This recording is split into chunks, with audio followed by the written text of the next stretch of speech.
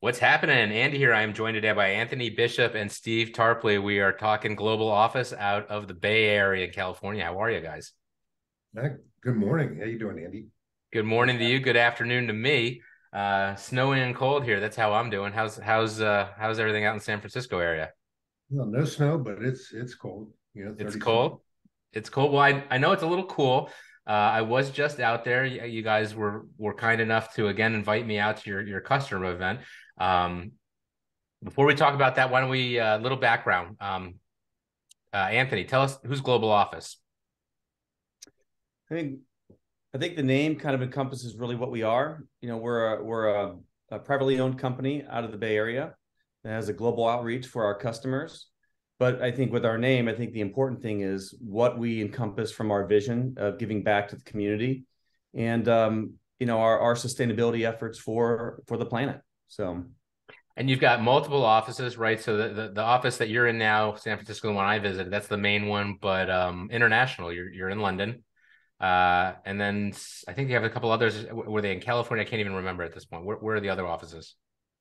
our headquarters are in the Bay Area in Concord, California, and we've had a labor of love of getting our office in London going. So over this past year, we've incorporated in London with our partner out there. Hmm. And then I think really with the footprint and how COVID has really enlightened the digital nomad, we have employees all over the country, all over the world for that matter. Our back office run in Arizona, headquartered here in California. We have a Northern California office out of Chico in London. So a couple great brands I noticed at the customer event. Steve, what are the brands that you guys are focused on out there? Well, we're a big Canon fan. I mean, I've got a long Yeah. history, and it goes back to actually my Kodak days, right? When Kodak would bring in the Canon product. So big fan of Canon. We use Brother for our A4 devices, Yeah. so they're nice, great program on their workhorse group series. And so we kind of limit it to that. Our A3 devices are predominantly Canon, and then we have Brother for our print program. And so what I was doing out there, I was out there for your customer event, and it was actually very cool because I came out last year, and what a difference a year makes, right? You had last year, I wouldn't call it fear, but it was sort of people were just coming out. It's hard to believe this was a year ago, but especially in San Francisco, it was so quiet downtown, right, with the pandemic, and it was just, you know, I think a lot of the people who came to your holiday event, it was their first event that they had even been to, and it was just uh, some apprehension there maybe, but it was people were very happy to be there, and you had a couple hundred people this year. It was you told me I think it was 300 people were on the list that were supposed to be coming. It seemed like you had a lot of them there. I don't know how many wound up coming, but you had some similar people on a panel that you're in. Andy, tell me, who was at the event? Why did you do the event? And then I want to talk about some of the Canon technology, Brother technology, that I thought was kind of cool that you actually had running during this event. And so tell us about it. What was it all about? Who was there? Yeah, well, I mean, you saw the event last year. So, I mean, I think we threaded the needle with having the event in general. We had so many hurdles we had to overcome. Matter of fact, I think last year, the day we had the event, Omicron had just hit San Francisco. Vaccine mandates to get into the facility. So it was so tightly I regulated forgot from a about safety that. perspective. And the event that we had, it was all open air. So we were tepid on how the response would be to this event during COVID. And we had just a fantastic amount of RSVPs and interest in this event that we were putting together with our panelists. So, I mean, last year, I mean, we had VMware, Adobe, president of the San Francisco Chamber of Commerce. We had Peloton there. And this conversation just started to evolve into how we bringing employees back to the office. And now this year, now that we brought the employees back, it was continuing that conversation to see what really has transpired over the past year. So we've continued with that conversation. And this past year, we had Schneider Electric, as you know, a large public company there with offices all over the world. We had Twist Bioscience there. And then we had the senior director from Peloton Yep. back. We felt it was important to bring someone back from the panel that that discussed how they were transitioning employees back to the office. And now that those employees are back, what does their workspace look like over the past year? So it was a great conversation between the companies. And, I think a lot of people that were in attendance were both employees and employers. I think they wanted to hear the feedback from both sides. Was there a resistance to go back to the office? What were the mandates from the employers? And so, that conversation just started to evolve. And I think everyone had a great takeaway from the night. I agree. I thought it went really well. The panelists were just great. I had the opportunity to speak to a couple of them before and after the panel, and so it was really neat to actually see the Peloton panelists specifically because she was on both of the panels, and just the difference this year versus last year, what she was dealing with. But actually, the really neat thing I got from her was just the conversation around the recurring revenue model that is Peloton, right? I mean, we see the commercials and it looks like bikes and hardware, right? But it's really the subscription-based recurring revenue that's where they make their money. And it's just, it's really our model in a way, maybe tweaked, right? But the whole idea is, we give away the hardware. We don't give it away, but we give it at a very reduced cost. And then we all, as an industry, we make our money on that aftermarket, on that monthly bill. So talking to her about that was super, super interesting.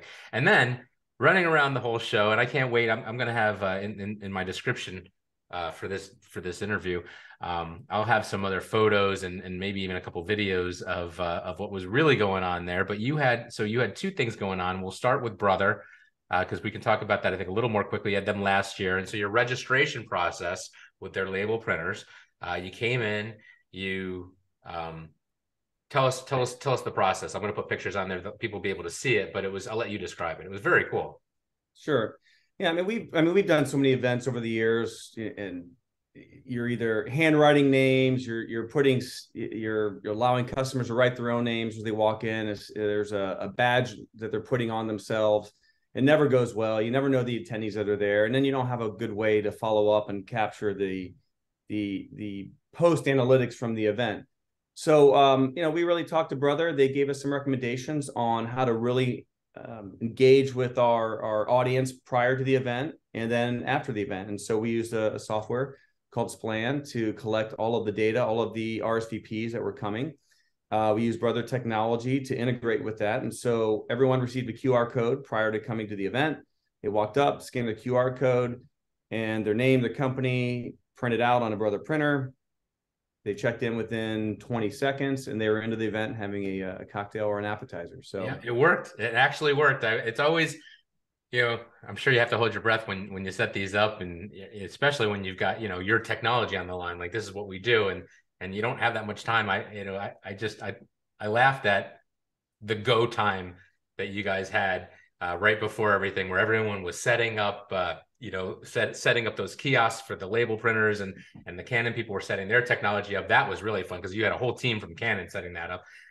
So tell us about the Canon thing. It was one word. It was AMLOS. That's a big program they launched this year, and you guys are actually out there selling it. So tell us, how many you had? Like 5 people came in from Canon, cameras set up, TV screens everywhere. Tell me about that whole idea and what you guys did with it and what Canon did for you.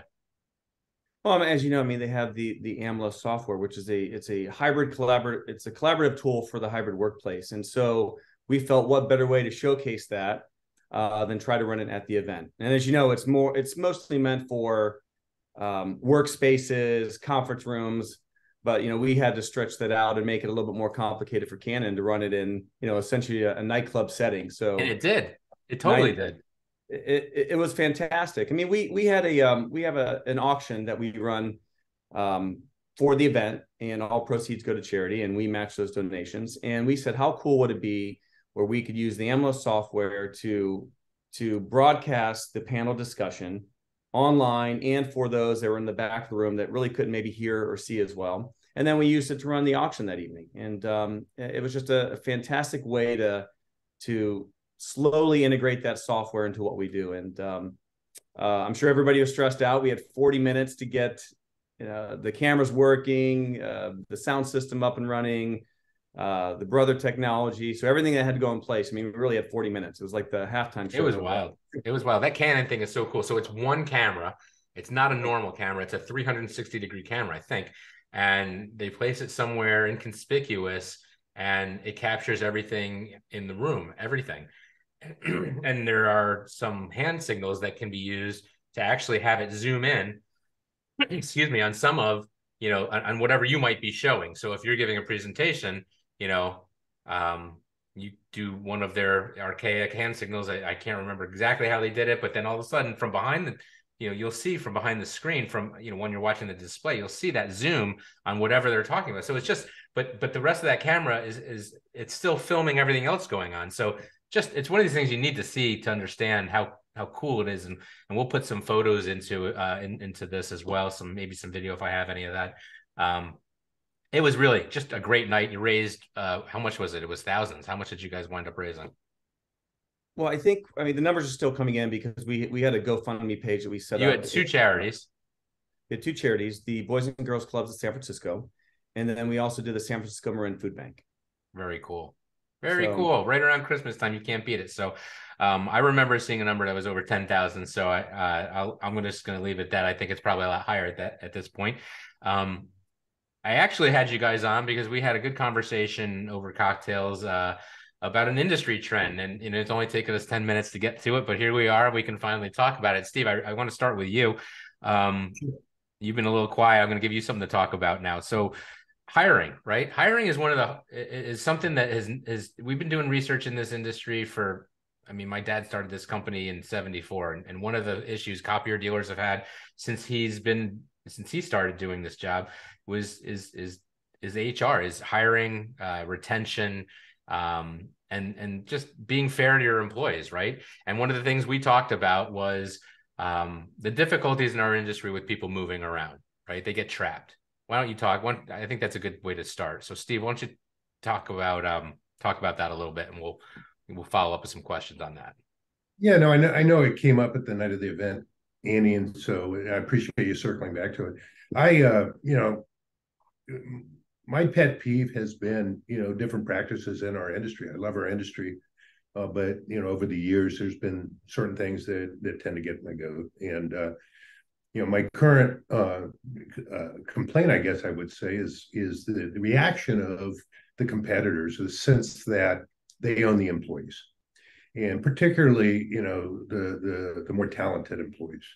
And there's this sense that in our industry, somehow we're involved in rocket science or cutting edge autonomous driving vehicles or something, when in reality, we sell printers and copiers and multifunctional devices.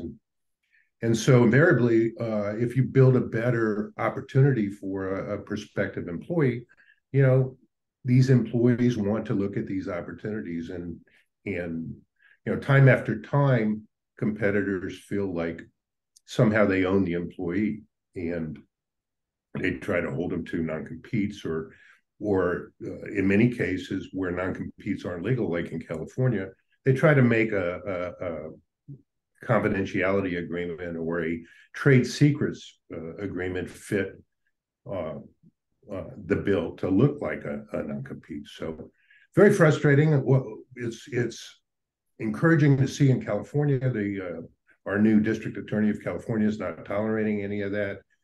He's come out and made statements, and a couple months ago sent an alert out saying that California absolutely will not enforce non-competes. Now, obviously, there are exceptions for companies that are acquired that had shareholders, and they're bound by non-competes if they were equity holders. But employees who are looking for better opportunities for themselves and their families, who are looking for an opportunity to make a change, or have this sense of fear. There's this almost chilling effect, because invariably when somebody leaves one company, there's litigation or threats of litigation. And it doesn't just slow down the exiting employee, but it also is used as a reminder to all the employees that are still there. This is what's going to happen to you if you make a change. So I've been very vocal out there, engaging reasonably aggressive with many companies in our field, talking to some of the top talent, and letting them know that, at least in the state of California, there's protections, and the Attorney General is backing uh, any employee who wants to make a change that they deem is in their best interest.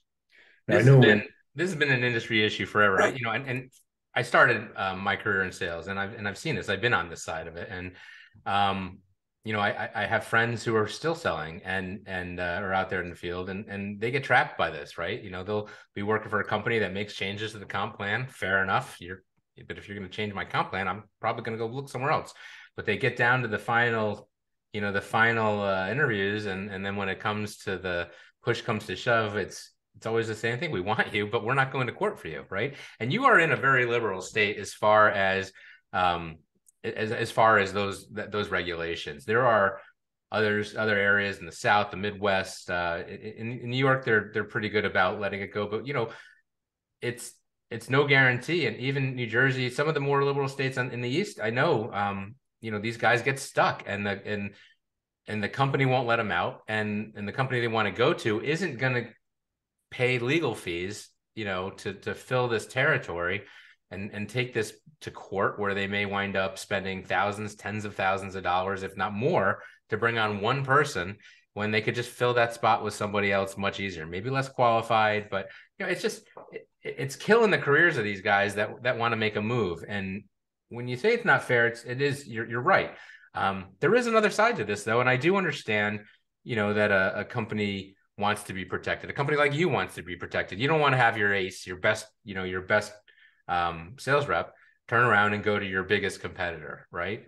But there's got to be a middle ground. There's got to be a middle ground. You don't want to keep that person there if they don't want to stay anyway. But to keep someone working for you because to penalize them because you don't want your competitor getting stronger.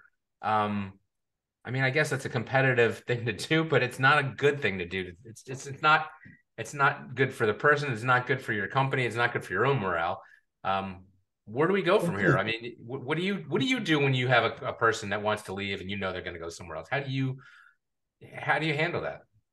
So let me just make a couple of points. One is, I think it's changing nationally. President Biden came out with an executive order a year or two ago that's making its way through all the challenges that pretty much makes illegal non-competes on a national scope. There are some exceptions to that.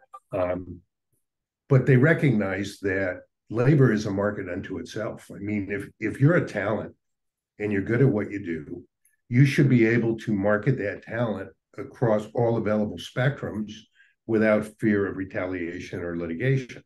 Yes. And that's the way California looks at it. There's other states as well, New York, I believe. And then nationally, with the executive order, they're looking at it too. So to get around this, competitors oftentimes try to use a much more narrow definition of what to compete or solicit means to them, using two prongs. They use a trade secrets prong and they use a confidentiality prong, and they try to make everything they do fit. They'll say they don't enforce non-competes, but they'll try to make everything fit into a non-compete or a trade secrets claim. And so we get challenged all the time by our competitors.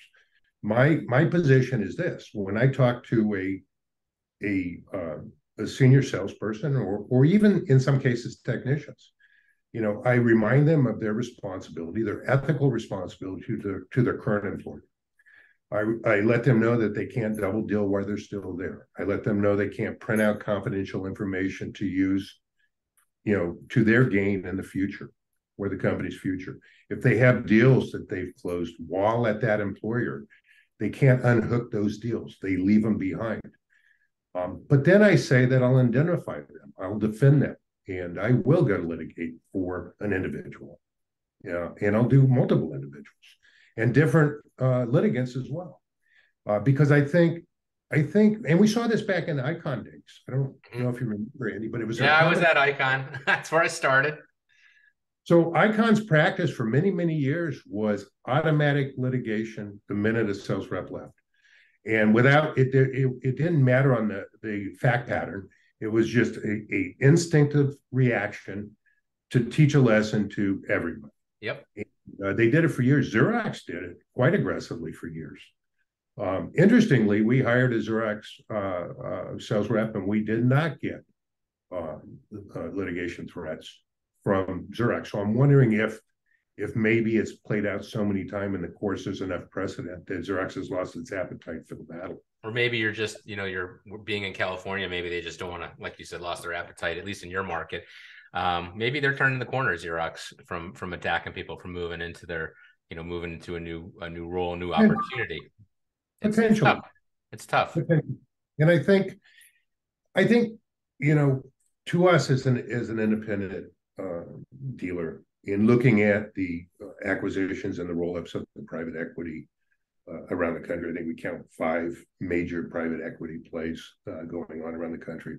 And then, manufacturers doing the acquisitions they have done to date. We haven't really seen that since COVID, but certainly a significant portion of our market, certainly the market that we target, is made up of these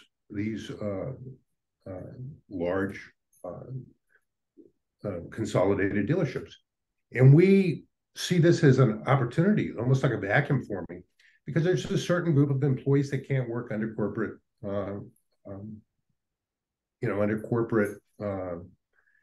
what would you say? Guidance, regulations, whatever, just a heavy hand of having somebody else. Well, when you work somewhere and you're there 10, 20, 30 years and you get acquired, now there's new masters, right? And you've got your way of doing it. And, sometimes that's just a good time for you to move on. And to your point, like, that person is ready for a change. And for, like, I get why the dealer doesn't want them leaving, but things have changed. Everything has changed about the company. It's not the same company that they signed on for, right? And to prevent them, to litigate against them, I don't know, man. I started in my career as a salesperson, so I'm always, I think, going to be sympathetic to that side of it, to the side that you're kind of talking about is if a sales rep wants to move, if they need to move, I don't have any problem with maybe signing some or agreeing to, I won't go after my old customers. I'll be in a different territory. Some ways around that. I think that's fair, right? You shouldn't be rating the old company's, customer list, but at the same time, that old company shouldn't be preventing the rep from making a living. And, if I've spent 10, 20 years building my reputation, learning and advancing my career, I'm not a brand new rep. I don't need to stay at the same job I've been at since day one. And for you to prevent me from going out and trying to earn a living, I think that's always kind of been a black eye on our industry. That's always been something that, that we've struggled with. I think a lot of people watching this probably do enforce those, and they would probably have very good points on why they do. And I'd love to discuss that with them as well. But, I do firmly believe, you've got to give people the opportunity to make a living. And if I spent 20 years learning how to sell copiers, if you change the rules, you change the game at my dealership, I want to go somewhere else to sell copiers. I think fundamentally, and I never had confidentiality or non-compete agreements or non-solicit agreements to be signed by any employee in all the years that I've been in the industry. And quite frankly, I've never had a productive salesperson leave. Certainly, I've had non-productive salespeople ask them to leave. And so I never really worried about it because I was very conscious of what it took to maintain the talent. And then secondly, I think, you have to be careful on certain accounts that not only do we teach our salespeople to sell deeper, but I think also the company has to be more actively involved in getting to know these clients and having more of a team effect. So one person doesn't have all the relationship into those particular accounts. So there's generally good business practices companies can do to protect their customers, in spite of the fact that an employee may be leaving that has relationships. But I will say this, and then we see it in financial circles like Morgan Stanley's and Schwab's, where financial consultants will leave even they'll bring their clients with them. We see it in law firms where partners will even bring their clients with them. We see it, across all the spectrums where it's very common for somebody who's built a relationship with a customer for 20 or 30 years. They've attended weddings, they've gone to baptisms, they're godfathers or godmothers. And to say that you have to somehow forget this relationship you've had with this customer, this friendship you've had with the customer, and pretend like you never had it because that customer belongs. Yeah, it's owned by the. Yeah, I agree with you 100%. Doesn't fly over here. No, and I mean, if you're a dealership, I think and you kind of hinted at it. There's ways to set yourself up so it's not all run and owned by one sales rep. If there's a team on it, if there's, you would use a CRM, your sales chain or whatever it might be, right? You're using something with notes in it that identifies everyone in there and, talks about where you are with it. It's not their account. They're the lead on the account, right? And there are ways to make those accounts more, but the problem is you're assuming that those reps are all using that CRM the way they're supposed to. And we know they don't always do that. That's a conversation from another time, but this has been absolutely great. I was really excited to talk to you guys about this because I think this is, it's an issue I don't think we spend a lot of time discussing openly because there's two sides of this and as many dealers who are going to watch this and go, yeah, or as many reps, I think there's going to be a lot of reps watching this and say, yeah, that's a problem. There's going to be a lot of dealers that watch this and say, I don't care. They're mine. They work for me. Those are my customers. And, there's two sides to this but it does get awkward. And I know people that have, tried to make career changes and because of where they work without getting into who these companies are, they're still working where they were. Things have resolved. They smooth out. They're up, they're down. But, it comes down to the fact that you shouldn't be locked into a company. It should be a two-way streak. If I want to leave, I should be allowed to leave. You can't keep me here forever. And then require that I sign this document that makes it so that I can't go do this job anywhere else. That's, Absolutely. I know you do want to, there's some give and take and you trained me and you got me into this position, but I don't know. There's got to be some ways to do it. I think you alluded to several ways of handling it that are that I think are great.